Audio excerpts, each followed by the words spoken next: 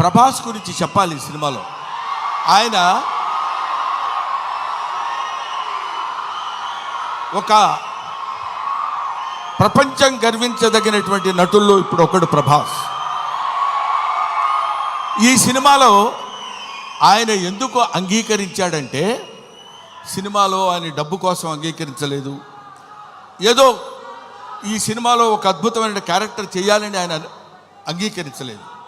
ప్రభాస్ ఒక మానవతా విలువలు కలిగిన మనిషి, ఒక మంచి మనిషి. ఎవరైనా ఏదైనా చేయిజాప అడిగితే కాదనేటువంటి వ్యక్తి కాదు ప్రభాస్.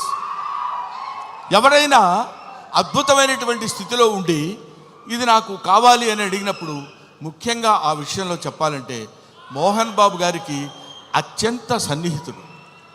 మోహన్ బాబు గారు ఎలాంటి వాడంటే, ఓ చిన్న ఆల్కహాల్ లాంటి వాడు, అలవాటైతే వదిలిపెట్టలేం.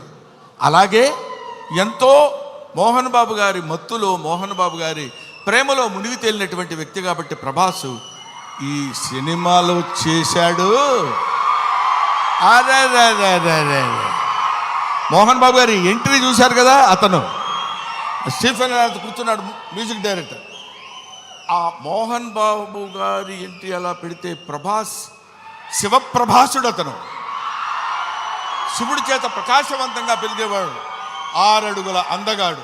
అతను విగ్గు పెట్టుకుని అలా వస్తున్నప్పుడు ఒళ్ళు గగురు పొడిచి వీర తాండవం, శివ తాండవం చేసేటువంటి విధంగా ఆ సినిమాలో నటించాడు ప్రభాస్. నేను చూశాను.